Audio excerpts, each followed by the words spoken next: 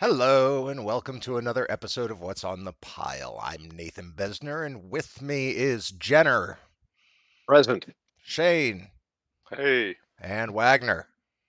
I'm just a word processor, for God's sake. tonight's tonight's movie is, I suppose, a little timely.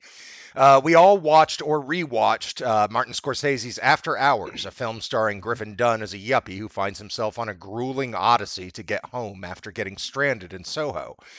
That's south of Houston Street for non-New Yorkers and commenters on certain forums.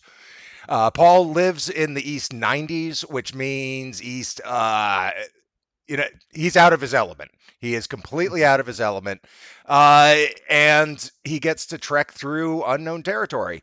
Also starring Patricia Arquette, Linda Fiorentino, Terri Garr, and a lot of kind of cameos because they're in and they're out. But Dick Miller shows up, Will Patton, Cheech and Chong, Catherine O'Hara, Larry Block, Verna Bloom. It's a magnificent cast. And Martin Scorsese himself. Yes, Yeah. of course, Yeah. of course. shining a light or something or Mhm. something. Yep. It was Rosanna Arquette, not Patricia Arquette. I'm sorry. I meant yeah. Thank you for the correction. Rosanna Arquette, the one from the Jean-Claude Van Damme movie, not Patricia Arquette. Wait, which Jean-Claude Van Damme movie was she in? God, what was it called? I don't even know. The one with Kieran Culkin when he was little. Yes, that's the one. Hard Nowhere- Target? Nowhere No. to run. Oh. Nowhere to something run. like That's that. it. Nowhere to run. I've never seen that or Hard Target actually. Hard Yeah. Target's okay. That's Anyway, John Woo, right? That's his first American movie. the reason Yeah. this discussion is timely is because Scorsese pissed off a bunch of comic fans again. And so now it's getting Yeah. posted everywhere. Fuck Scorsese. What does he know? Old man yelling at clouds.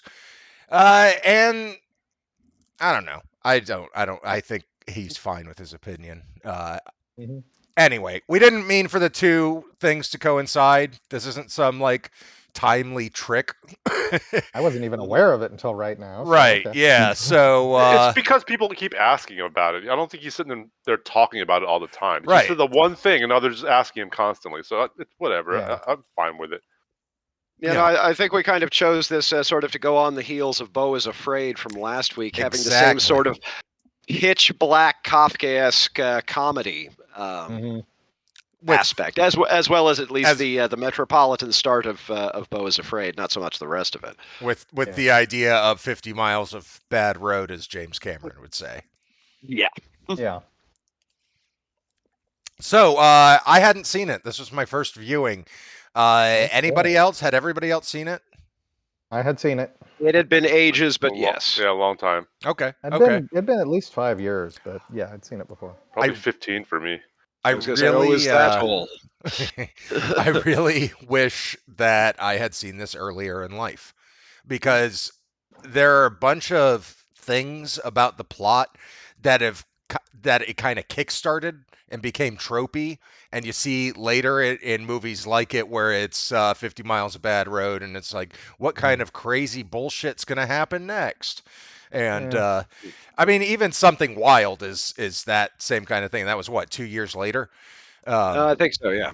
And yeah, so that kind of following that kind of structure, it's amazing to me how many of the tropes he had in the film and how much they make sense within the context of the film and don't make sense in other movies. Mhm. Unfortunately, I'm also bored by that whole shtick now, and so the movie was a little bit boring for me, and I have to admit that, because I liked it. I did like the movie, and I understand its place in history for film, but Yeah, it was the closest Scorsese had done to a straight comedy at that point. The King of Mhm. Comedy does not count. Oh, also, Nor- the poster maybe, yeah. is super deceptive, because I remember seeing that poster when I was a kid or teenager or whatever, and thinking, I'm never going to see that movie. It looks goofy. Yeah, with the little screwing Yeah. neck thing of Yeah. Griffin Dunne. He's like, oh, Yeah. there it is. There Yeah. it is. Yeah. That image is not great as a cover for this movie. This movie is more of a nightmare scenario, not a goofy, I don't know. Yeah, I think it thinks it's goofy. It's weird. I actually do not particularly like this movie. I don't hate it. I just find that I don't think it gets where it's trying to go in any comprehensible fashion because there's so much of it where things happen and I only figure out why they happened by like rethinking it 5 minutes later. And I can sort of work out the motivations with a pencil and paper afterwards, but otherwise it's just kind of, I don't know, off kilter and not in a way that feels like actual human beings act. I mean, Um, Scorsese made this as like basically like a filler project. Like his yeah. like funding for like Last Temptation of Christ was falling through, and this was some script by a grad student, and he just made this movie with no meaning to it, no thesis statement. He just wanted to do like this pure like he said pure style was his approach to this movie. So there's no real point to it. It's just things are just happening because they're happening, and I It's think it interesting comes because through. the only, sorry, go ahead. I mean that was all. There's just well, I mean my read of it was, which I don't know if he intended. It feels like what a non-New Yorker would think of New York. Like what as Mhm. people who, especially back in the this was what 83 or something like that. 85 was the Yeah. release. Like had New 84, York 85. had New York been cleaned up by Giuliani by then, No. or was it Yeah. no? So yeah, this is sort of I think people were kind of afraid of New York, and this is sort of like a At, version of what a non-New Yorker might think a night in New York would be like. at, So at, it, at the same time, it's kind of like what a crazy night in New York can be like. In a lot see, of ways, fun just because of Yeah. location, the physicality of it. Obviously, yeah. Scorsese loves New It's York. Um, it's not Times Square. That's Frank Henenlotter territory. That's Mhm. Basket Case. This is this is the bohemian arty type, uh, Mhm. you know Soho. semi fashionable, rather too expensive to be too cheap, kind of So and part of I town. did according want to to, point out that things don't really start going crazy for him until he acts like an asshole to Rosanna Arquette. yeah, And yes. everything before that, if you think it's weird, she maybe shared a little too much. That's Mhm. probably true because she was vulnerable due to the boyfriend thing earlier. So she was already having a bad night, and it wasn't until he was a prick that Mhm. everything went bad for him, and it got better finally when he stopped being a prick. Being a prick. Well, that is kind of exactly what I was talking about because the first time I watched this, I could not figure out why he was being a prick. And only on this viewing did I put a couple of things together. First of all, he has like past trauma associated with when he was a child with having been in the burn ward at the hospital. Is finding that book about burn patients in her possession and her getting burn cream made him think, and he was later proven wrong about this, that she was burned somewhere, and that was a massive turnoff for him. And Not least because her roommate, kept speaking in this, veiled way about burning as well. So, yeah, so he basically had tripped into a situation that was a huge turnoff to him. And later on, when he goes into the bar and he said, "You wouldn't happen to have any, super powerful aphrodisiacs back there," he went down into Soho thinking he was going to get with this woman for the night, and he can't get it up. And that's why he's being a massive asshole to her so he can get out of that situation. Still a terrible, awful, antisocial thing to do, but that's why he was doing it. I didn't figure that out until this time, and it's the point, like you said, that the whole sort of film turns on it, and I couldn't figure out the first time I watched this why he did it. I would actually I had a kind of different take on it Okay. a little bit. I think it was more surface level in that this guy we're shown that this guy doesn't care about other people's thoughts or feelings. He just kind of drifts away and Mhm. walks away from Bronson Pinchot. And Mhm. he I think what I got off of it is that when he looks at the burn cream and then he sees a burned book and he looks in there and he sees the gross pictures, he's like, "Oh, that's gross." And so he thinks she might be too gross for him, Yes. essentially. Well, I think it's both of those, really. I think Yeah, it's both of those. like that on a he thinks, totally superficial level. yeah, yeah. And I mean, think it's once super. They bother with the story about him at the burn ward right before that scene. So Yeah. they kind of build a structure under it. I agree. It's totally surface, and he's being an asshole for totally surface reasons. He could have gotten out of that in a way that wasn't going to insult or, it turns out, traumatize her. So it's totally surface that he got out, but they were trying to build this structure under it, and I don't feel like they were successful. Because again, I didn't put these pieces together until afterwards. I think his reaction to her, him acting that way, is kind of one of the only times in the movie we see who he really is on a day-to-day basis. He is just a giant prick who doesn't care about other people, has no empathy. He's just a typical yuppie of the time. There's a bit of that, but that was another point I actually think is a flaw of this film, because there's a few points in there where he like flips between being a total prick and then It's doing inconsistent. some things that are not selfless, but at least are reasonable human being attitudes. So he's in the bar. He finds out that Marcy, who was the bartender's girlfriend, had just committed suicide. He goes back to Julie's apartment only to make sure she's okay. There's no other reason he went back there, right? Mhm. So that's almost a reasonable human being thing. And that's the problem I have with the movie is the whole this is this guy being a prick thing. It's like you got to show more than that one time to get me on board with hating this guy, because really he's kind of a genuinely nice guy, except for this totally out of character moment.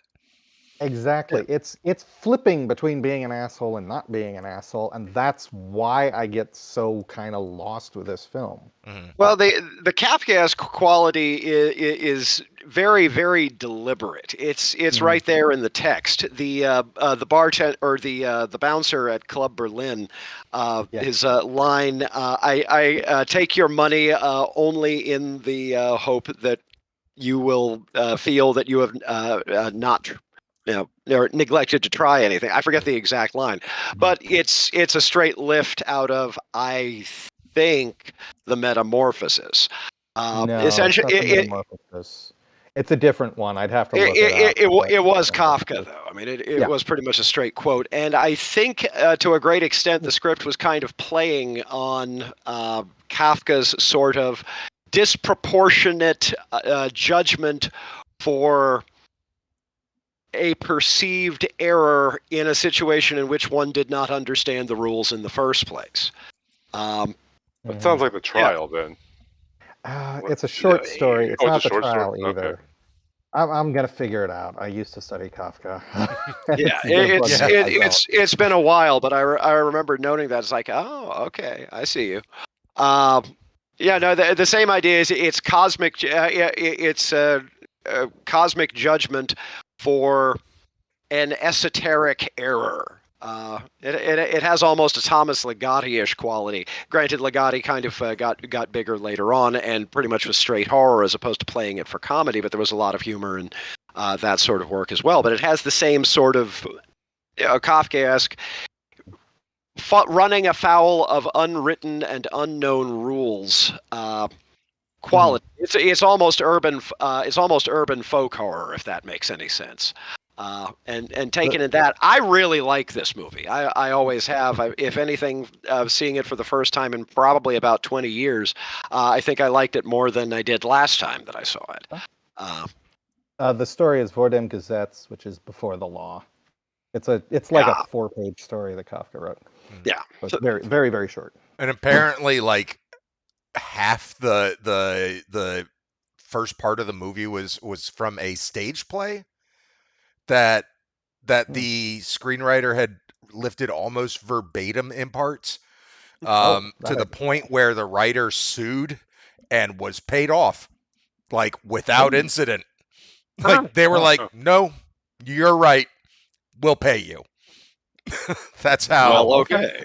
Because I'd like to keep in mind that it is a thesis script. It's a thesis script Mhm. from a young writer that shows promise, but maybe not all of the elements are clicking together just yet. You see, but you have a master filmmaker working on it who kind of fills in those gaps and With makes a once in a lifetime cast of that right. guy and that Yeah. guy and Yeah. that lady and oh my God, is that the dude from Hooperman? Dude, I didn't even. The bouncer at Club Berlin was one of the dudes from Hooperman. There's one shot where Griffin Dunne's looking out the window of a diner. You see Catherine O'Hara talking to John Hurd, showing him the flyer. And I put it together, hey, that's Home Alone. I'd seen those two separately. I didn't realize those were the parents. And they had, Oh my they had God, that I one didn't scene realize that together either. for like 2 seconds. You know, I have a side theory I was kind of starting to work on that maybe each character represents a different facet of film. Like maybe it was a little sub theme that Scorsese was working on because you got the Beehive of the 50s, you got Dick Miller of the 60s to 80s horror representing horror, who even says the title of the film with a wink, wink, and a Dick Miller nudge, said the nudge. title of the movie. Right.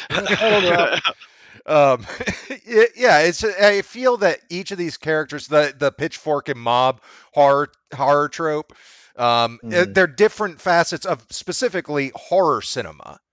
And that's kind of a little bit of a sub theme that I think I read in it. I don't know how anybody else feels, but that's Well, I mean, this dances a very delicate line between being a comedy and being a horror movie.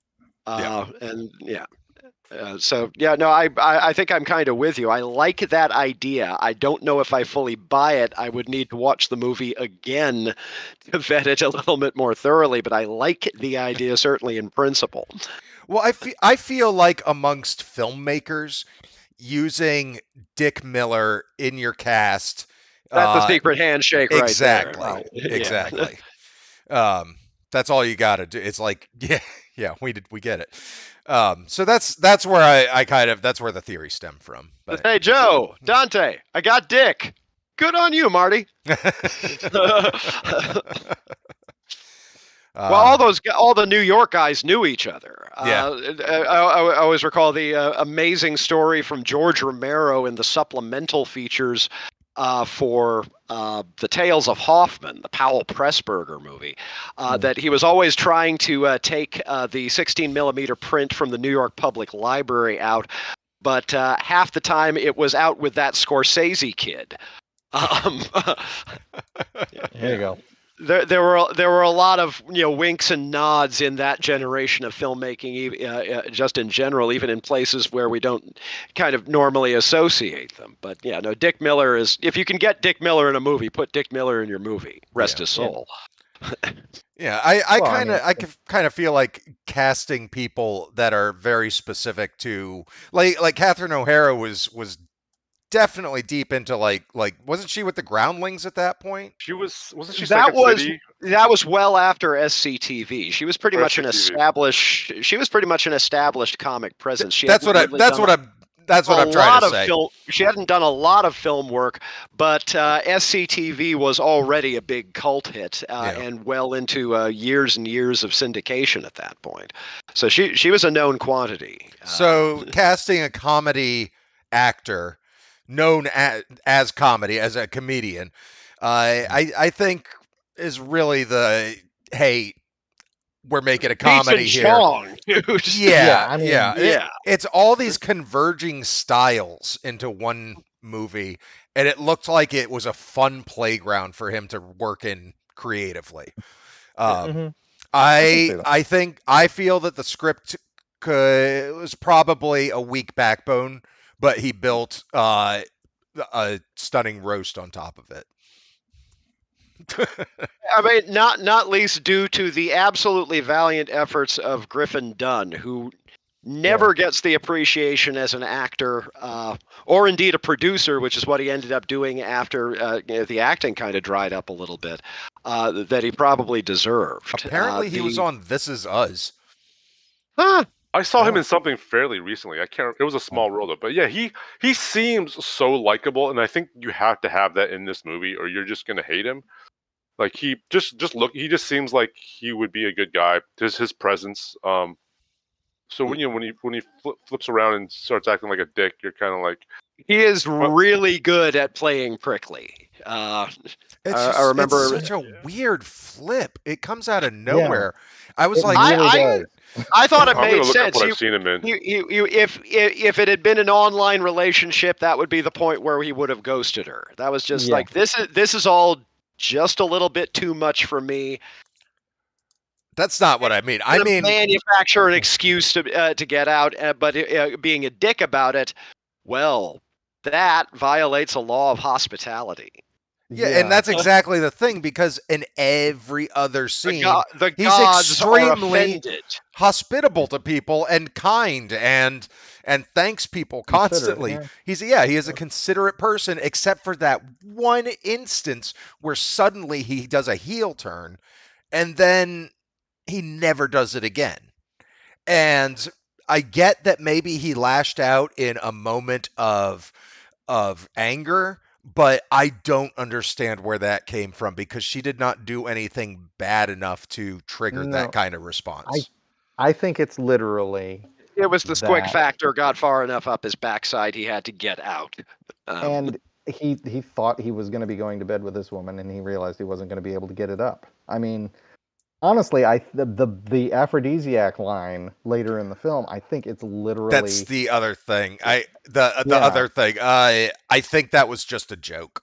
Like, this Really? woman Well, it was is just a insane. I have It was no. just a joke, but I think it pointed to why he wanted to get out of there so fast. he I don't- also But did. again, this is working it out on paper afterwards. I don't He think also this stuff- did travel. He traveled 45 minutes to see here, and it was 11:31 at night when he left. So I could Mhm. see if you make that journey, and you're out of your element, and it's the middle of the night, you might feel a little. You might behave worse than you normally would. I don't know. Yeah.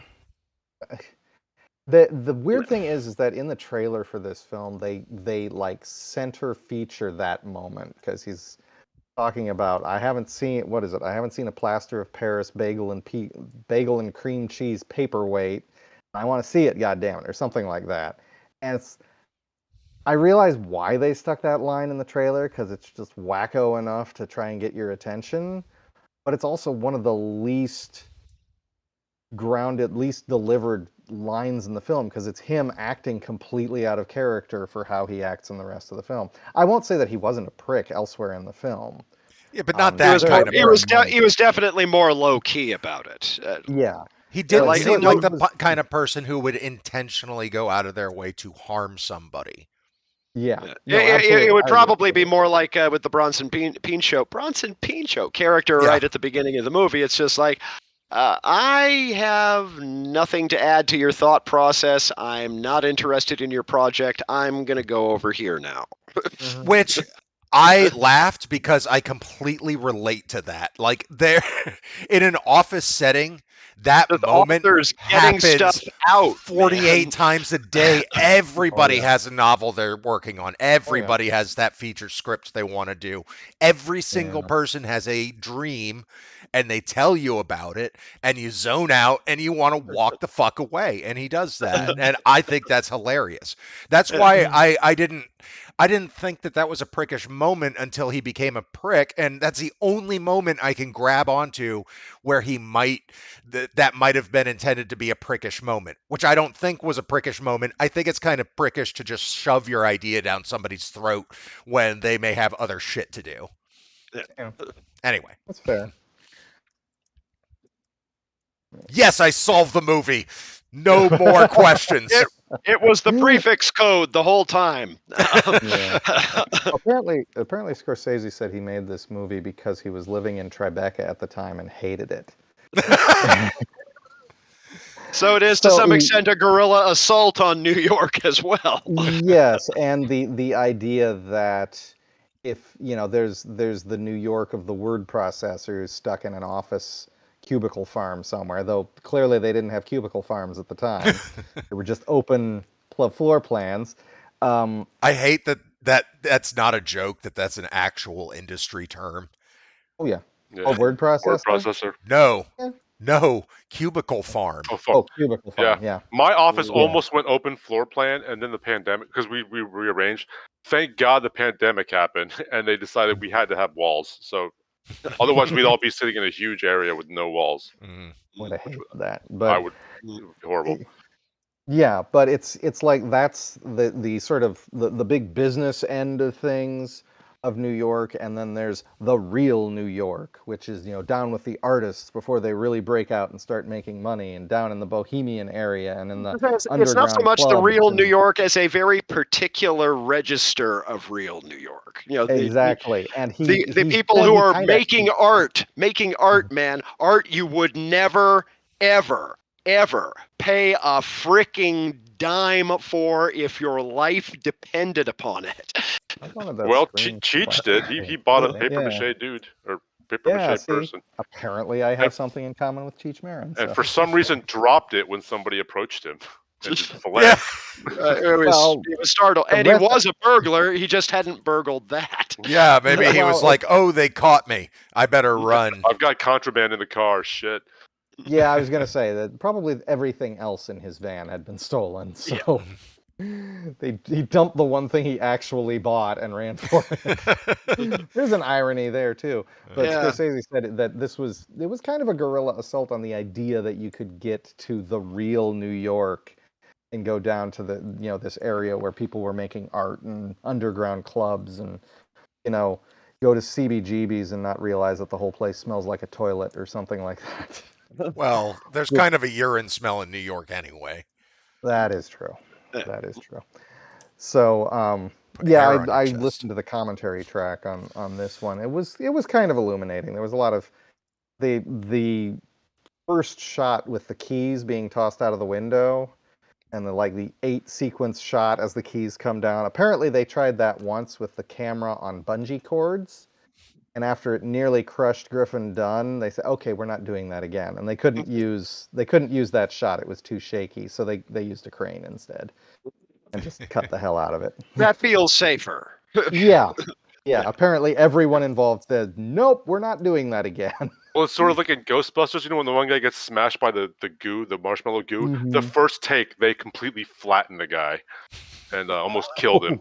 And then they used a little bit less the next shot. Poor William Atherton. Well, it wasn't him, I don't think. I'm sure it was a stunt double. Or probably maybe a stunt. Maybe it was him. Who Well, knows? I don't know. I mean, you can hear you can hear him kind of screaming profanity that they kind of cut rather rapidly away from in that. I get the feeling there was a longer take of that in there anyway, but that sounded like William Atherton's unmixed voice. So I get the feeling at least some of that was Walter Peck himself. Or they just had him record it and they put that over the video film. It doesn't feel finished like that. But anyway, I don't know. I'd have to take another look at that too. He's not. Good His acting, mouth good sound is editing. not moving when he's talking. In the slow motion shot of him coming back and laughing, his mouth is not moving. I shit you not. Watch it. Watch it again. I need to watch it again. I also need to see hilarious. the work print. Of course, I need to find the edition that has the work print. But anyway. and for people who don't understand this conversation, we're talking about Ghostbusters. Yeah. We started off by saying that, but it wasn't clear that we were still on Ghostbusters. So. Yeah. Well, still necessary. Yeah. There is no marshmallow in After Hours that I can recall.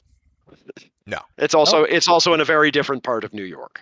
He does get flattened by a white substance. Yeah.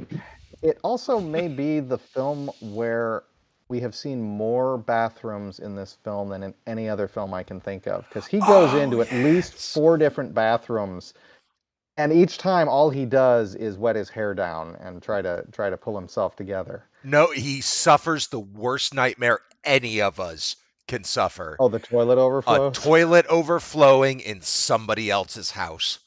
Oh, that's bad. Just the worst.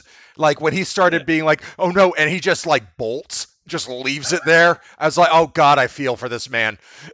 Yes, but at the same time, that's still kind of a prickish move. So How is it's not his fault What else that it was he gonna overflowed? do? Yeah, it was it's gonna not. do It's that not. You're anyway. supposed to stick around there What and kind try of to do maniac something. puts the big blue in a toilet that overflows regularly? That's just twisted.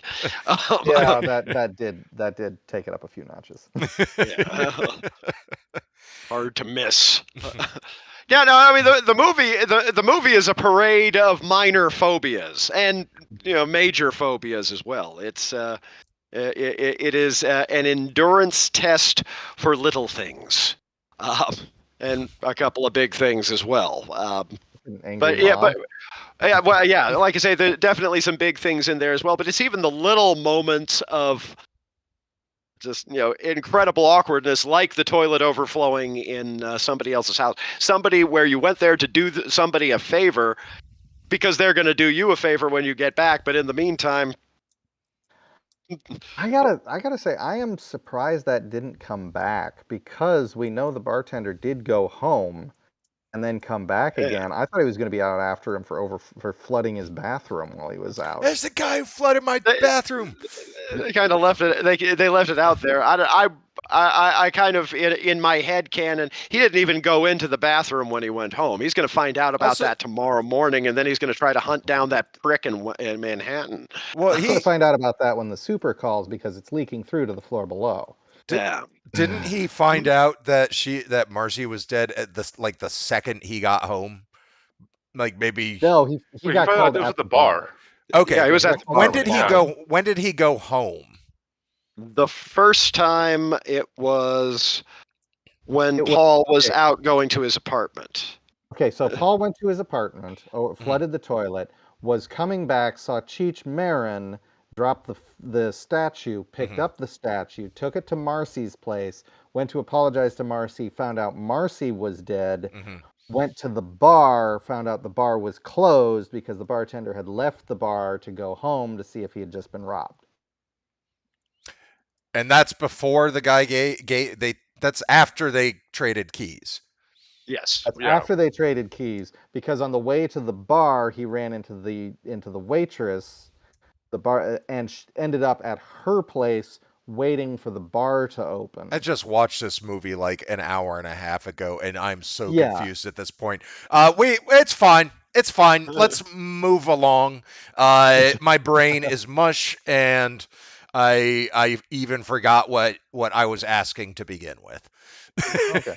So I do have a couple of questions for y'all because Nate came up with a really good idea of each of the women in this is a different era of Hollywood or something like that, or era of film rather, not Hollywood. God, Hollywood is its own era of film.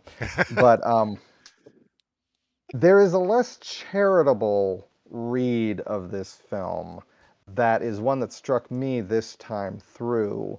And I'm wondering what you all think of it, if I'm just completely full of it or what. Because a very uncharitable view of this film could be that women just be crazy. So he goes downtown and sits with a woman who overshares about her lengthy rape, Yeah. which that was a joke, right? That was in there as a joke that he was sitting there feeling awkward being told about this, right? No. Apparently No? that was one of the things that had been lifted from the other thing apparently, and it was Oh, like a true story that somebody told. Yeah. Jesus. Why would you put that there? I realize she's Yeah. oversharing, but I mean, there's a difference in era sensibilities, but still. Yeah. And then he ends up I mean, he falls into 4 different women and 1 man's bed rooms in the course of this film. So the woman he originally goes down to see, there's Miss Beehive, who is obsessed with the past. Terri Garr. There is also Yeah, there's there you also Kiki the artist. He doesn't actually stumble He does- into her yeah. per se, but he stumbles into her a little bit during that massage. Well, yeah, and he also stumbles into her recreation as well later on when he stumbles into her having a session with her dominator. I Horse. I did like how they were like, dude, you were being Yeah. an asshole. You got to go Yeah. fix that. Yeah. Be an adult and go. I really Absolutely. liked If that part. Absolutely. if Will Patton tells you you're being an asshole, chances are you're being an asshole. I don't care if he's the hero or the villain or a good guy or a bad guy in the movie. That's There's just the third. that's a voice you believe when it tells you you're being a dick. There's the third woman he ends up with, which I'm sorry, is the mom from Home Alone. What's her name? Catherine Catherine O'Hara. O'Hara. Catherine O'Hara. Catherine O'Hara, who is Just fucking with him. yeah, just fucking with him. A man who is obviously in distress, and she just fucks with him in order to make it hard for him to remember a phone number to call so he can go home for no apparent reason. She's just being an ass to him.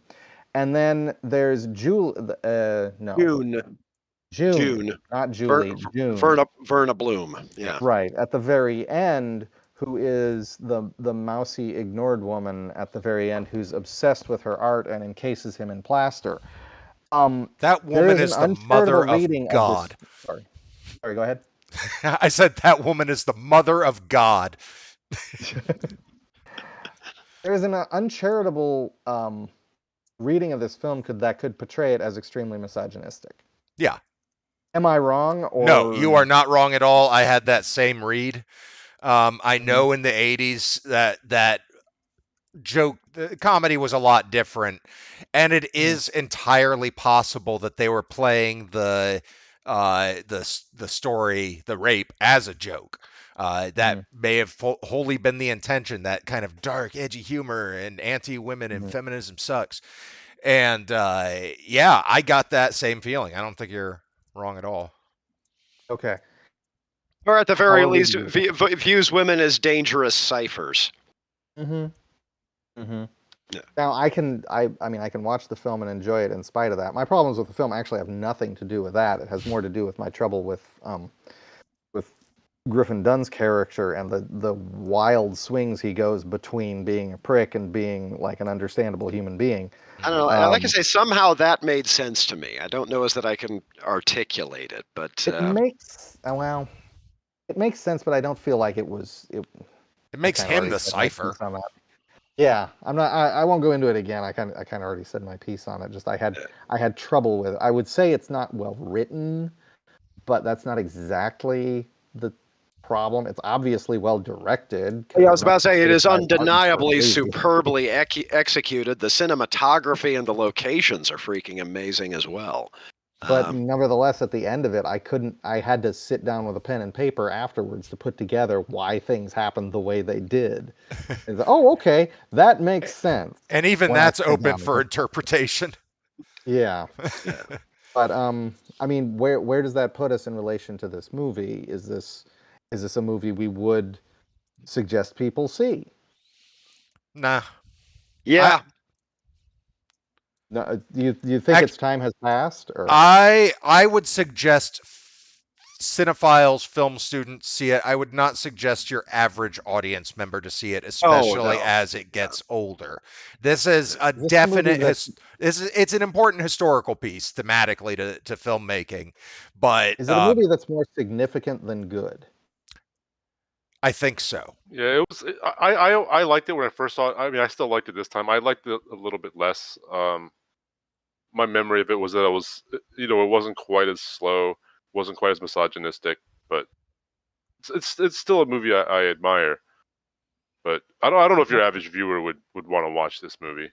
I'm not looking this for sort of- absolute condemnation. I'm just sort of like, I was going to say do we this. do This with is it? not the sort of thing that kind of had four quadrant appeal in the first place. It's a dark comedy from Martin Scorsese. It's that's sort of a very particular quality in its own right. It was not going to be screwball. That was not a thing that was going to happen. It was not going to be anything resembling a conventional romantic comedy. It's like a romantic comedy's nightmare of a romantic I mean, comedy. it is kind of screwball, but not in a way that's humorous. I don't think. Like I say, it's more sort of, as I say, Kafkaesque dark absurdism. Well, it's weird because the films he was referencing on the commentary track, he was saying it was more like French farce, like bedroom farce, and he referred to a movie I've never heard of called Get Gertie's Garter. Which is that's I a don't know title for that you. one. I mean, realistically, French comedies as a particular strain of filmmaking, with minimal exceptions, are just the worst. But minimal exceptions. Tati's fine. Tati's fine. French comedies French comedies that are driven by dialogue are just the worst. But I can't think of any. I can't. I saw Taxi. Well, that's because most of them are so freaking horrible they never get imported into the United States in the first place. I saw Taxi, and Taxi was awful. And, the one that was remade by Jimmy Fallon. And then I saw the remake, and it was also awful. They were both awful. Yeah, like the Visitors with Jean Reno and the remake, both awful. French comedies are horrible. What's the Visitors? The one about I guess like a medieval knight and his squire who end up getting time warped into the present day. Disney did it. It was awful, and the Disney remake was even worse. I think I saw that. I just don't remember a thing about it. But I remember. I think I saw that. Yeah. No. Like I say. So if you're leaning into populist French comedy, as I'm glad that this didn't go in that direction. I have a very limited bandwidth for farce to begin with, so I'm glad that this actually had a definite farcical quality, but it didn't have that breathlessness that full farces do. I'm gonna need to catch up on French comedy and see the horror what aspects my of this kept actually is. The horror aspects of this actually kept me in the room to some extent. Individual mileage will vary. But popular French comedies just don't get imported because A, they're horrible. The foreign movies that we get imported are usually art house in their own native countries as much as they are here. All right. Well, we should move along from this topic. We're a little over now. Okay. Yeah. Let's move to our second half. What did everybody see or want to talk about for this week? What happened, guys? What happened? I mean, mine's easy. I didn't watch anything this past week except for After Hours. I've been continuing to play Lies of P, which is steampunk, Bloodborne. All the bosses are giant mechanical puppets or robots. Cool. It's hard as shit. Nice. Having played all the Souls games, Elden Ring, it is hard. What's it available on? Is it PC? It's PC, Xbox, PS5. Oh, it is PS5. Okay. Yeah. It's on Game Pass. I'm still doing Baldur's Gate. Same. I still. Did you actually start now, or are you just still building your character? Oh yeah, how is that going? I have started 3 times. Once with Jess, once with Amelia, and once with myself, because I didn't realize that it was not 4-player split screen. It is 2-player split screen. The game is 2 to 4 players, but you can get the other 2 players online. So you would need a second copy, a second PlayStation to be on the same network. Yeah. The whole 9 yards. That's why it's not on Xbox yet. They can't get the split screen working yet. Yeah, they don't even have it. Yeah, they can't get it working. It might not come out. It's on PS5. Yeah, it came out late because they were working on that, I think. Well, it came out late because Microsoft said you're not allowed to sell it on our system unless its features are identical to all other systems. And then, so they said, fuck off to Larian. Larian said, okay, made this game. It makes $1 bajillion in like 2 seconds. And Microsoft's like, oh, maybe you can. No, we'll make an exception in this case. And so they had already been working on it, but. So how are you liking it? Oh, I love it. I think it's fantastic. Amelia's really disappointed that I turned off the sex and genitals. She really. She knows they're in there, and she knows they're supposed to be in there. She watches YouTube a lot, and apparently a lot of people like to use Vulva B. How do you express to your father that you're disappointed that the sex is turned off in a video game? I don't think I would be able to do that. She said that literally. The kids today have guts that we didn't when we were little.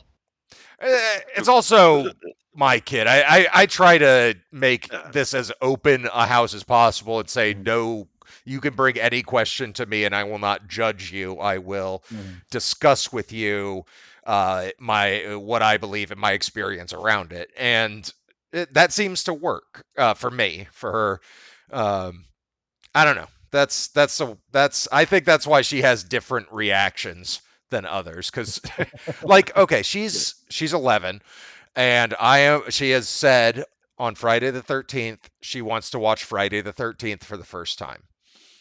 When I was a kid, no way in hell would my mom let me watch Friday the 13th at 11 years old. I know this because I begged her multiple times to let me see Friday the 13th when I was 11 years old.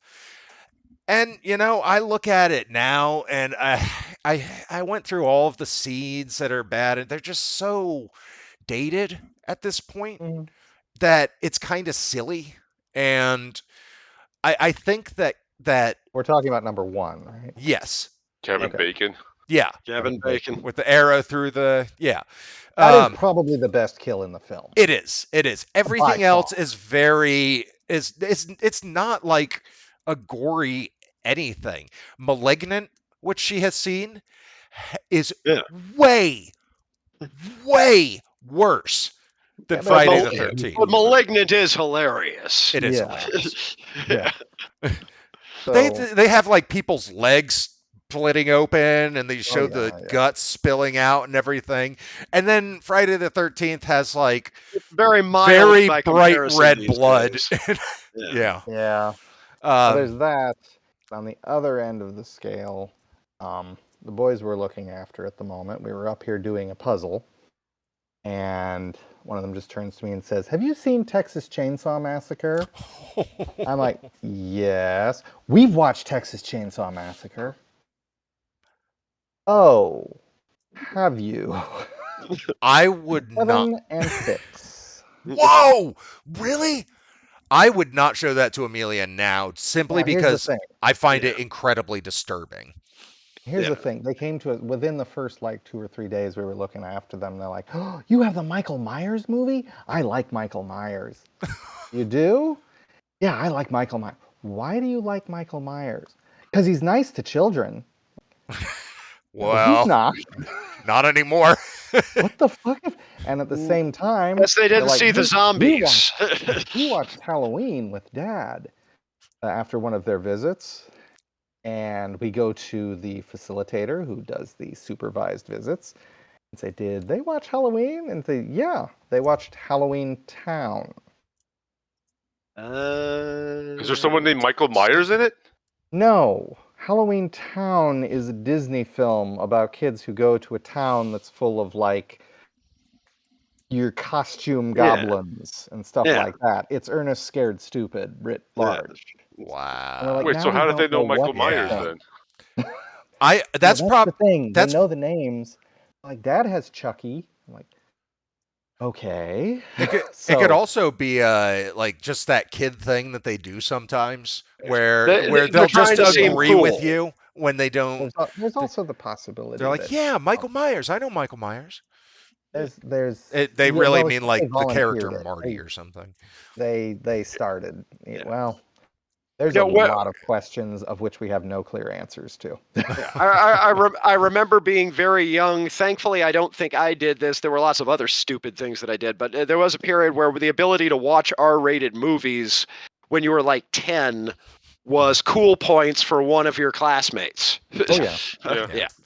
That was the thing when I was in grade school, like 3rd to 5th grade.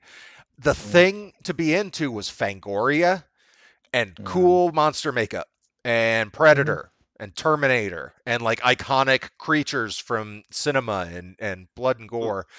And we all had that one friend whose parents did not give a shit whether they watched R-rated movies. Exactly. That's how I saw Bad Taste. That's how I saw Friday the 13th. Ninja 3: The Domination. Nice. And Life Force. Meanwhile, I'm over here. The first R-rated movie I ever saw in the theaters was The Untouchables. So that dates me pretty solidly. First R-rated movie I saw in the theater was Terminator 2. Me too. That was mine too. At the time, and still, I consider it the greatest injustice of my life that a new Indiana Jones movie, Temple of Doom, came out, and I was not allowed to go see it. Oh. Was it already PG-13 then, or was it only PG? That was the movie that caused the creation of the PG-13 rating. It was not itself PG-13. It was several factors, not just that one. Yeah. There were a couple other movies, but that was a big one. Gremlins, yeah. Okay, yeah, Gremlins. I got to see Gremlins in the theater. I had to be taken out 3 times. And Poltergeist. Yeah. Yeah, my folks knew better than to take me to Poltergeist. As I've said, I was actually a rather sensitive child, so even Gremlins was probably pushing it. It was a Christmas movie. They didn't know. Like, oh, they're cute. See, when my mom wouldn't let me see that for the longest time because she said it was too mean. And when I finally got to see it, I was like, these things are fucking hilarious. They're great. And I became obsessed with Gremlins. I just like saw chaos. Gremlins, and in my childish mind, I extrapolated things much further than they were on the screen. And again, I was taken out of the film 3 times because it was too scary. No, this was at my impetus too. I was a scared kid. And the scene where Mom gets attacked by the gremlin in the Christmas tree and then shows up at another house, she has a whole bunch of like cloth up to her neck and face where the gremlin slashed her and it's all bloody. In my childish mind, I thought that was all her tissue, that was all her like organs and muscle and skin hanging in rags off of her face. So your little brain made it worse. That is awful. Well, I didn't know what the inside of a person looked like. Even in Hollywood terms, I thought that you get slashed open and there's just like slabs of meat hanging off of you in this kind of white fatty deposits, because this relates back to an injury I had as a kid where I had a rather spectacular injury where I sliced my side open. It was a 13-inch scar. Ooh. And my mom always told me that when I lifted my shirt up to show her what, the injury, that she could see like the fat deposits among the ribs along my side. So that gave me a very distinct view of what the inside of a human being looked like. Yeah. Fair enough. Yeah. I'm surprised and relieved that Gremlins hasn't been remade yet. You think that would be something they would like to do? They're working on it, and they did a TV show recently. Yeah, every few years you hear rumblings of them actually doing a Gremlins 3. It's just one of those things that always seems to go into turnaround. As long as Joe Dante can do whatever he wants, I guess. Yeah, no, if it's Dante, we're gold. I don't think if it's anybody else, there's no frickin' point. And I'm pretty sure that's what's going to happen. Joe Dante did what he wanted. He did Gremlins. He did Thesis Gremlins. He did Antithesis Gremlins 2. He doesn't need to bother with synthesis. Anthrax. He hit both extremes. I've already got anthrax. To haul this all the way back to Baldur's Gate and a weird connection to After Hours. My experience with Baldur's Gate, I really, really like it. I'm probably spending too much time playing it, and the few hours I get when I'm not being mobbed by kids. And in a throwback to After Hours, the one character that mine has had sex with so far, I just sort of stumbled into, much in an After Hours fashion, which is Lae'zel, which is the character I like least in the entire freaking game. Oh. I don't particularly like zealots. She has a fantastic blink card in Magic: The Gathering. I believe you, but I still don't like zealots. And the sex scene was sort of squicky as a result because it's a character I so thoroughly dislike. But I am onto, I think, my 3rd full map of the game at this point. I'm up to level 7, so I'm nice. Plunging straight ahead. I don't know where this ends. I may never get to Baldur's Gate. It may be at the Waiting for Godot of Baldur's Gate games. I'll let you know when I've gotten past the first hour of the game, because I've done that 3 times now. I know when I played their previous game, Divinity Original Sin 2, it took me 35 hours to get out of the first area, which I've heard is not uncommon. But this is the scale of game we're talking about. These are the same Yeah. guys who made it. See, I've hit a choke point because now my characters are carrying so much cool gear. I keep getting encumbered after every battle, looting people, and then hitting every single vendor in the game, trying to offload all of these suits of armor for money. So this is my stupid obsession in games, which is looting everything. Yeah, that's happening in Starfield for me too. And the vendors have like so little money. It's like Skyrim, unless you mod it. It's the same vendor money issue. Bad. You can usually the vendors seem to refill. If you empty them of money and you come back a few hours later, they've gotten more 24 hours, 48 hours, something. They've gotten more money at least. So I'm excited. I usually just do one cheat or another to bypass that kind of crap to begin with. My main Skyrim installation, my character has a 10,000 encumbrance. Should I just go ahead because I don't want to devote the time to whacking out a dungeon, picking up what I can carry, running back to town, selling it, running back to the dungeon, picking up what I can carry, running back to town, lather, rinse, repeat, at least trying to get it all done before the cell resets. Screw that noise. I'll just carry whatever the hell I get. Quick question. Who were we on? It was me. I haven't really watched anything. I just mentioned games, and that's pretty much all I've got. So, wow. Liza P. Yeah, we kind of spiraled from there. Yeah. Does anybody else? Yeah. If you have some stuff you want to talk about, please. Okay. So, movie night. Iron Man 3. Okay. For some reason, the boys are absolutely obsessed with wanting to watch Ant-Man and the Wasp. Out of the entire Marvel lineup, that's the one they want. Maybe they're into Evangeline Lilly. We are really far away from they that. anti-vaxxers? Trying to get there. Yeah, before we knew she was anti-vax. Or I guess I didn't know she was anti-vax. That sucks. Yeah, it does. Oh yeah, it does. Yep. Yeah, that would have been the previous kids. Iron Man 3 is pretty good. Big surprise. I like it. Sorry. I enjoyed that one. Hey, it's Shane Black. Yeah. It's 2 hours and 10 minutes, and it held the kids' attention. Yeah.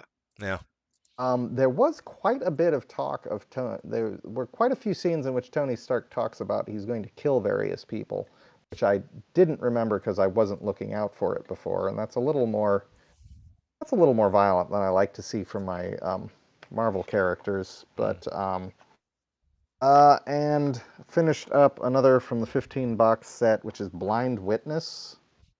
Kind of a low rent wait for dark. Oh. Okay. Not bad. And I have been trying to catch up on What We Do in the Shadows, which is in fact awesome.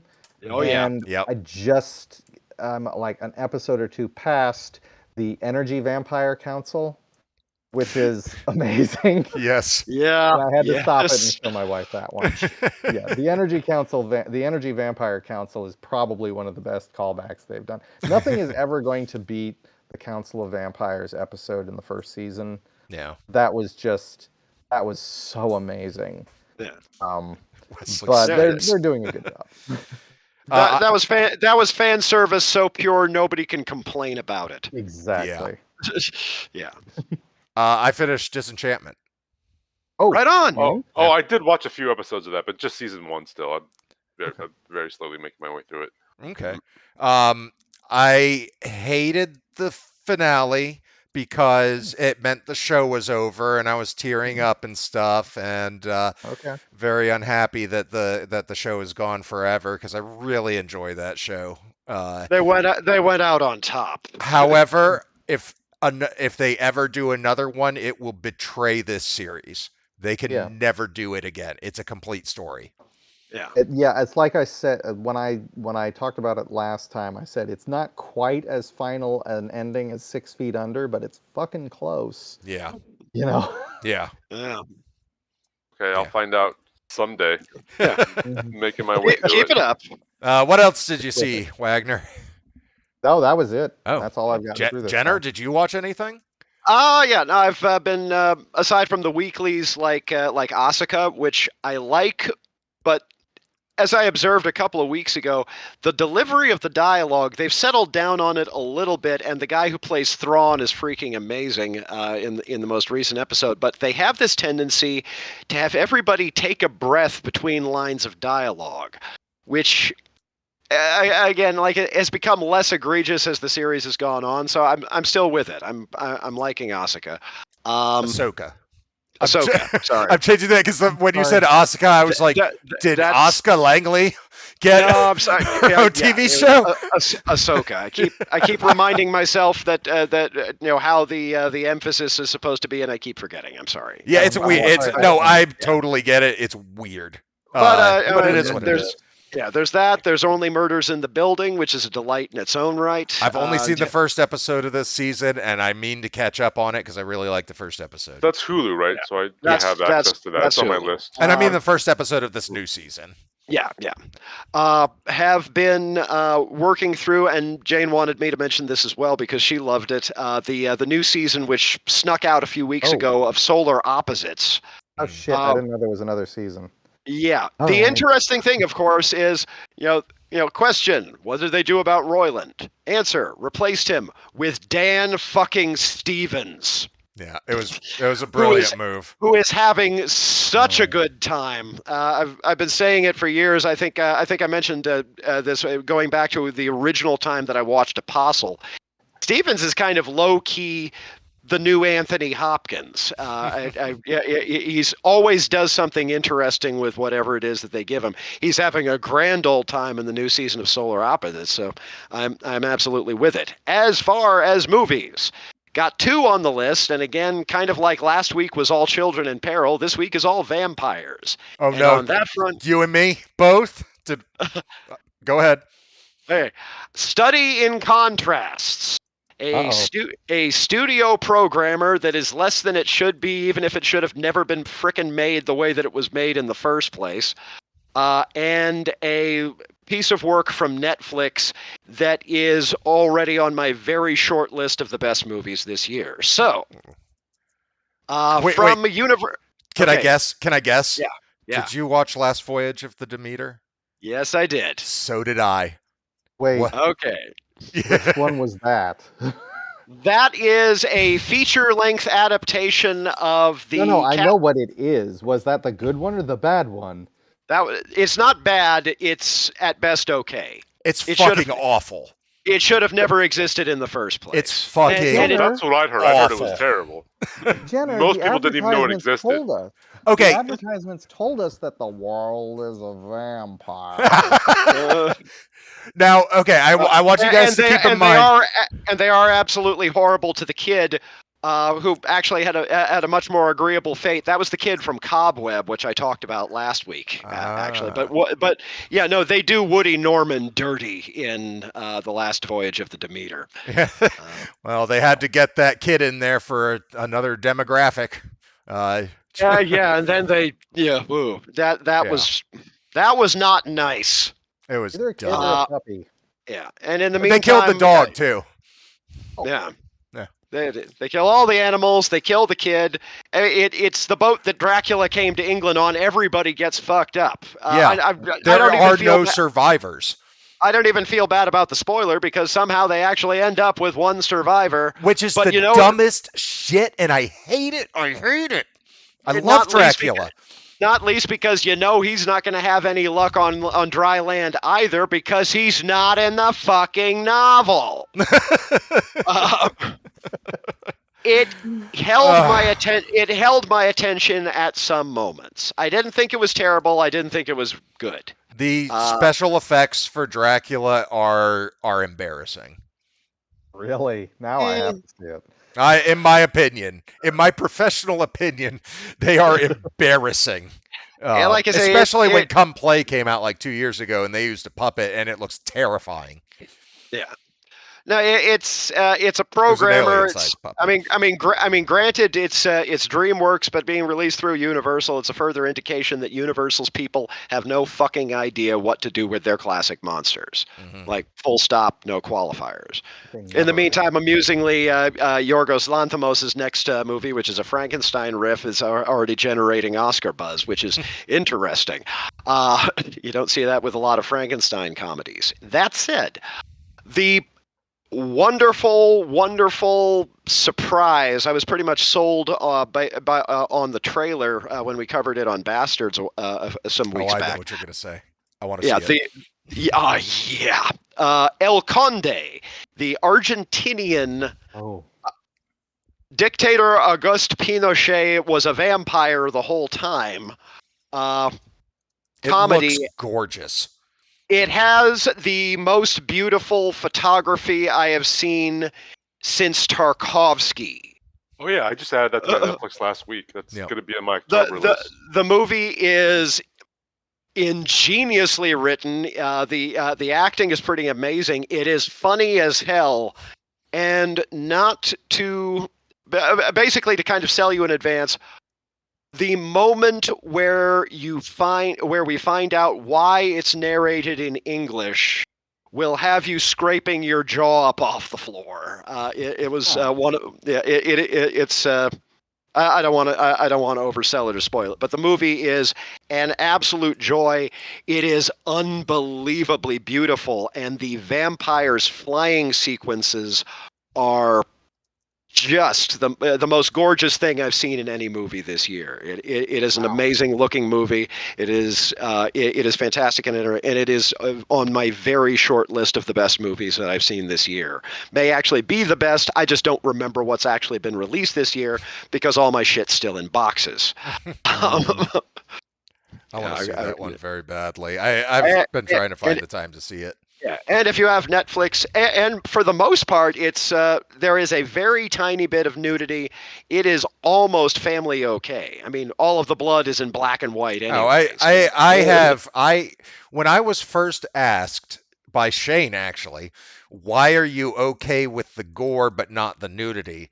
I've really changed the way I think about that. I've tried to promote a more positive image about sexuality in the household, just because when kids are your growing. response was not to cut down on the violence, but to amp up the sex. Well, they already understand the violence is okay.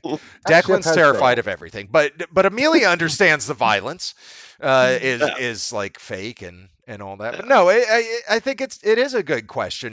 What it is, but it's to me, it's more about being like, I don't want to be this like weird Protestant household or something that says everything. Never look at your own body. Don't understand. I made a mistake. Yeah. I made a mistake. The movie's Chilean. It's Chilean. Okay. It's not Argentinian.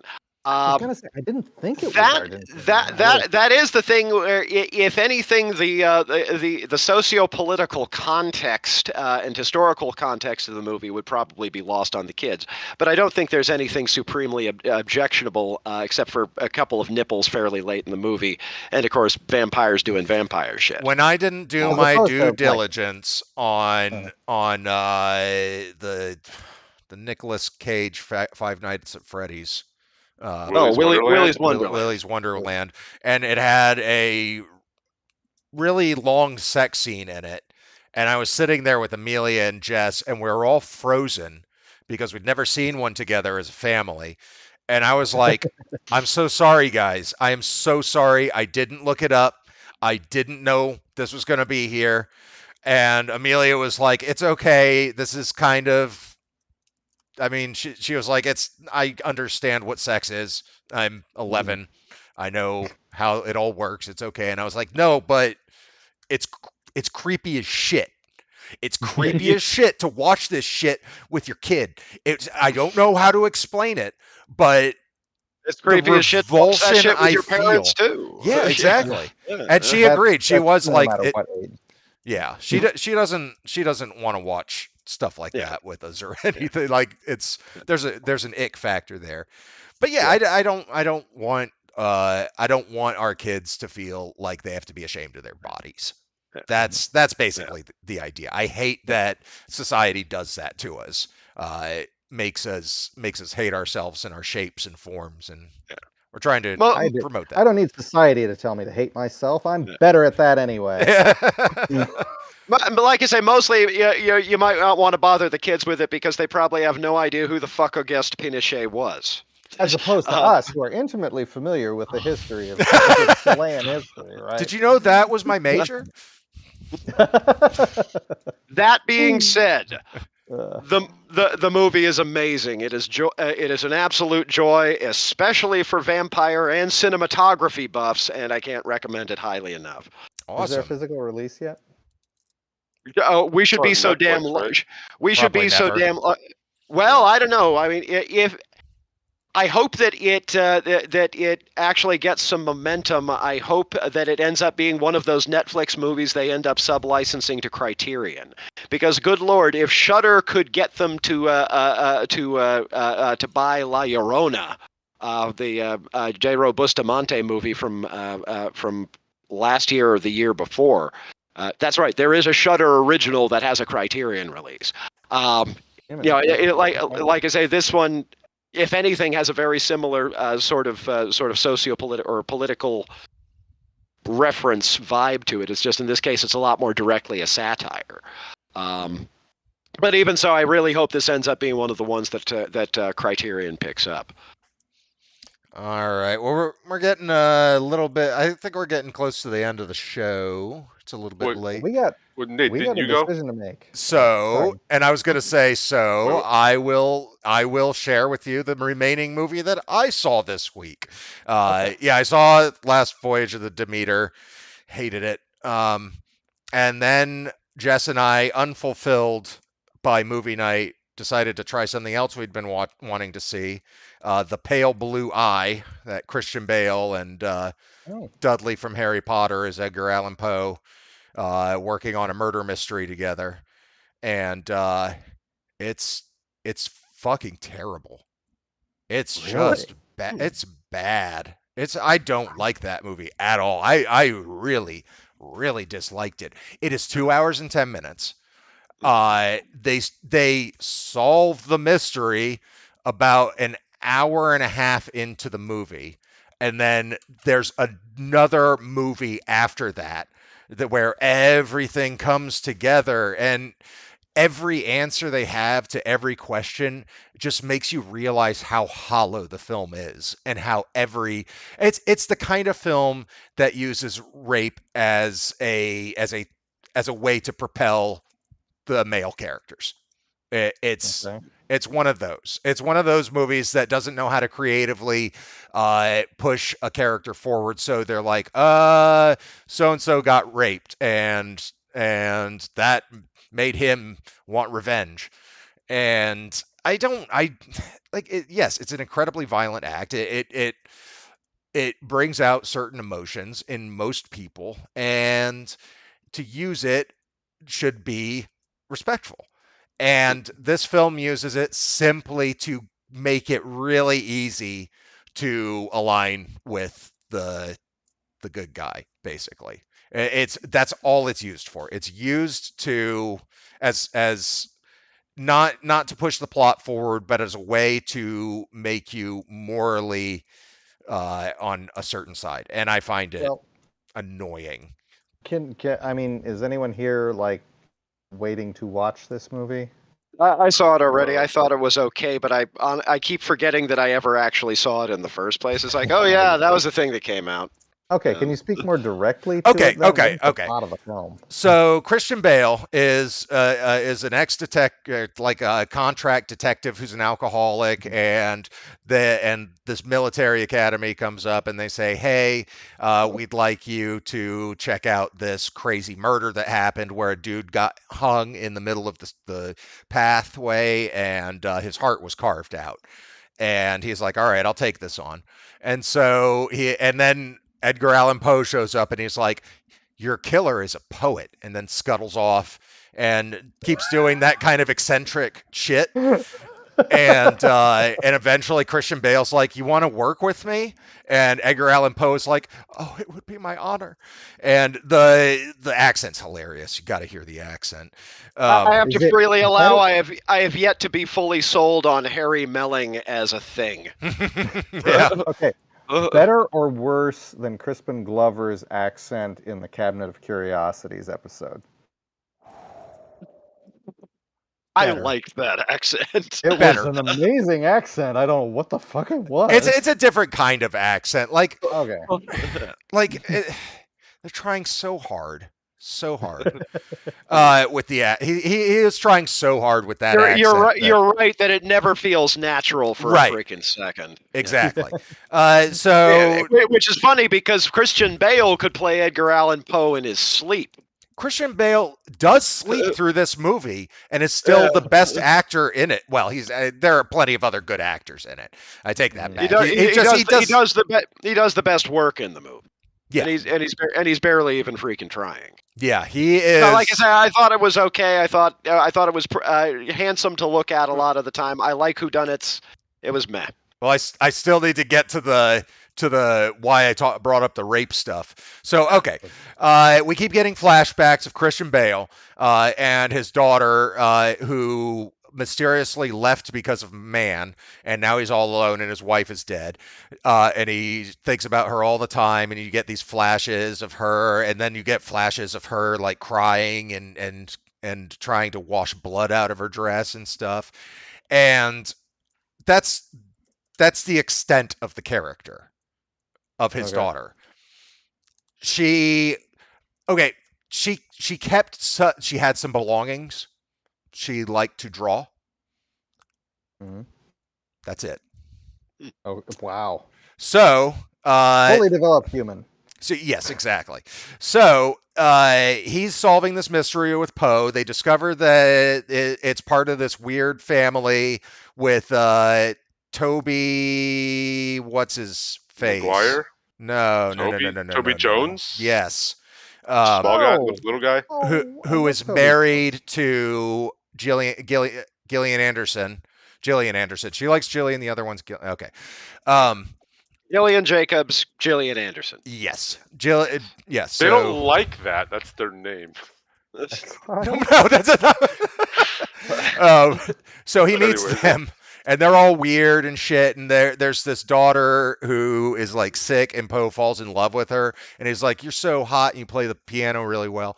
And she's like, "Oh yeah, okay, this is great. Let's get really bonded." And then more murders happen. There are like connections and whatnot leading back to this family. Anyway, there are two murders, and then a bunch of animals are killed, and a guy runs off, and they go to the house of the weirdos, and it turns out the reason they're tying people down and taking hearts out is because the great great grandfather of Toby Jones was a heretic priest who wrote a demon book, who wrote how to cure ailments by removing the hearts of men. And this doctor, who is the actual the freaking morgue guy, doctor, forensic guy. Mortician? Or... Yeah, whatever. No. It's basically that guy. Forensic pathologist. Yeah, no, he serves multiple functions, all of those, basically. It's all thought of as one thing in this movie. They're all one thing. And so Christian Bale's like, "You're a doctor. Why did you let this demon, why are you letting your family do this demon shit?" And he was like, "Well, nothing else is working, and she's kind of gotten a little better, so, I just let it happen." And so Christian Bale finds the sister with the brother, and Gillian Anderson is there eventually. They're trying to cut out Poe's heart. He saves Poe. The whole place catches on fire, and the brother and the sister just start crying, and they sit there and let the building fall on top of them and crush them, while Gillian Anderson is watching on. So everything is solved. All the murders are solved, tied up in a nice, neat little bow. We are 2/3 through the movie. Oh, I was going to say, because this doesn't sound like 2 hours and 10 minutes yet. When we get to the reveal, it's Poe figures this out with all these clues that were peppered in through the movie, which are not really clues. They're just stupid little, that, oh no, it wasn't these kids who murdered these people. They just took the hearts out. So they're cool. Christian Okay. Bale murdered these guys because on the way home from the ball, his daughter was gang raped by them, which made her kill herself. So he has devised this whole plan to murder the people who raped his daughter and make it seem like this family actually did the killing. Did he just happen to know there was a Sawyer family in the neighborhood, or? I forget. Yeah, if I recall, that was based on a novel. Yes. Not a particularly highly acclaimed one. Nope. Wow. And in the end, Poe is like, I caught you, you asshole. Why'd you kill these people? And Christian Bale's like, I've got no soul left. I don't care. I want you to arrest me. I could give a shit. I'm just going to die now. And Poe's like, nah, man, I'm going to burn the evidence, and then just leaves with a judgmental look. And Christian Bale sits there, and we hold on him crying, and what's going to happen next? Fade to black. It's fucking stupid bullshit. To say nothing of Poe would not have morally judged anybody under those circumstances. He would have compared notes on technique.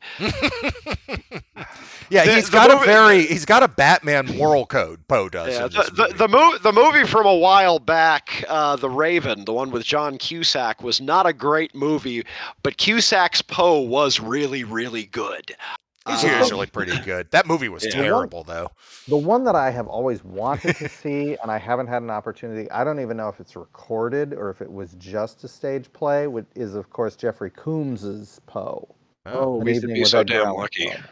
Yeah. I mean, the Evening with Edgar Allan Poe, apparently what he does is it's a one-man show, and it is a full display of Poe doing a recital and getting slowly drunker and drunker as the evening goes on. Oh, I would love to see that. I so desperately want to see that, but I don't know if it's ever actually been recorded. And that you always lose something in a live event. I mean, I have David Hasselhoff's Jekyll and Hyde over here. Nice. And nice. Oh my God! There's a reason that thing closed after 2 nights. But I'm given to understand. I mean, Jeffrey Combs is my favorite actor. Period. Basically based on the fact that he will attempt to save any production he's in, no matter how low rent. His turn in Reanimator 3 is actually something to be seen based on a single line he delivers in that film. But yeah, I don't know.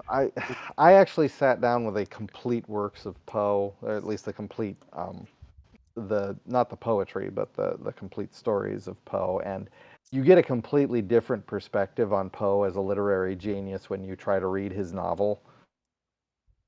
Oh, it is him. Yeah, yeah. It is not a good book. it genuinely is not, and it's a bit of a slog. It's a very much a slog. It puts everything else in perspective, and there's certain things that would not go over well in today's world. But yeah, I thank you for saving me time on The Bluest Eye, because the Pale Blue Eye. The Blue I Eye. haven't even heard of it. Yeah, the Pale Blue Eye.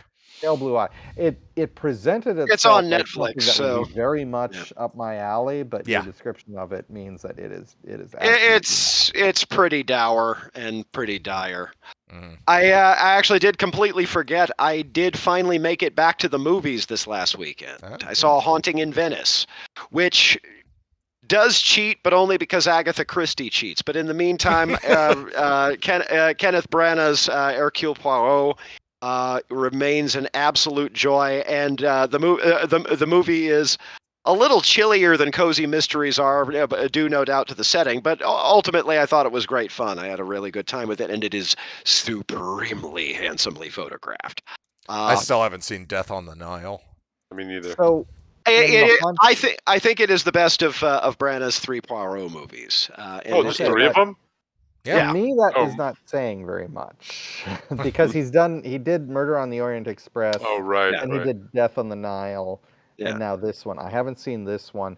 Is he overusing CGI like he did in Death on the Nile? No, not really. Okay, good. This one is pretty much a one set or at least a one location story. Okay. It's set almost entirely inside the villa where certain murders take place. I am more amenable to that then because Death on the Nile, Yeah. I felt like it very suddenly tried to justify its budget, and Yeah, for this some one. freaking reason we get a CGI zoom in on the boat and then under the water to follow the anchor for a while. I'm like, what the fuck are we doing? You know, Money this on one the was screen. this one was much more classically constructed. Okay, that I'm much more down for. Yeah, and much less ambitious in its scale, but that makes it work better as a mystery. I thought it was great fun. That going under the boat was probably some studio executive's creative addition to the project so that he could put his little check mark on it and say, "Hey, I came up with that idea." Yeah, there's a point in the story where I think it's a scarf that's tossed overboard manages to tangle on something and they take it up in the anchor. So we have to follow that by CGI because we're all too stupid to know that if you throw something overboard and it comes up on the anchor, it's because it went down and got caught on the anchor. It's just so fucking. It was so spoon-fed to us by the CGI that it was like, here's a whole bunch of money because we think our audience is dumb. Have you seen Hollywood recently? You know, like I say, I think A Haunting in Venice was blessedly rid of a lot of the excesses of its two predecessors. In this case, at the budget, suddenly the artistry comes out. I do miss shooting in 70 millimeter, but in this case, that really wouldn't have worked. So they just did super clean digital video, but it looks fantastic. Cool. Yeah. Well, that one I can recommend as well. Well, why don't we move to the end of our episode, and what the hell are we going to watch for next week? Is our next show going to be in October? Yep. Yes, let's start the horror train going. Yay! One movie that's been suggested by one of our commenters was to watch Troll, and wanted to see what our the one on Netflix, the Larry Cohen one. The original Troll that Troll 2 is supposedly a sequel of, but isn't really. Michael Moriarty. I've seen it. I've never seen it. You've never seen it? I've only seen Troll 2, and I hate that movie. But no, I've never seen Troll, and I'm told they don't have anything to do with each other. You might really don't. Not have but is it worth watching? It's interesting. It's been forever since I've seen it, and I never tremendously liked it in the past. It's been a very long time since I've seen it. I think I might get more of. I would allow that I might derive more humor from it on a viewing at this point. Is it Julia Louis-Dreyfus who's in it? Yeah, I thought so. Julia Louis-Dreyfus, Michael Moriarty, of course, because it's a Larry Cohen movie from the 80s. I would like to watch that, but not necessarily for next week. I actually wanted to pitch something. Because I know Wagner and Jenner, you guys have seen it. I don't think that Shane has seen it, but that trauma film, Monster in My Closet, Monster in a Closet. What is that called? Oh, Monster in the Closet. Monster in the Never heard Closet. of it. Yeah. That movie I scared haven't the seen. ever living shit out of me when I was 9 years old, to the point Well, that that I've monster never is watched it again. And I'm told it's a monster is comedy. freaking terrifying. Yeah, but that monster is freaking terrifying. I Or would at like least to that's what I watch remember that. because I have not seen it since I was something like 11 or 12 either. I've never heard of it. I don't know what you're talking about. I don't think I've seen a trauma movie actually. You've never seen a trauma movie? I don't know if I have. You haven't seen the Ooh, where do Toxic we start Avenger, or I might have seen that one. I can't Romeo remember. and Class of Juliet? Nukem High, I saw it Class more. Class of Nukem High Part I Terror did see- Firmer. Yeah, Okay, you don't. If you're not sure if you've seen You trauma haven't. film, you haven't seen Terror Firmer. Yeah. Come on. I haven't seen that. that's the meta one, right? Keep the dream alive for a truly independent cinema. Oh, Cliff says, great show. You guys watch Troll. I'll hit level 9 in Baldur's Gate 3. Level 9. Yeah. Jesus, okay. Yeah. I'm only up to 7.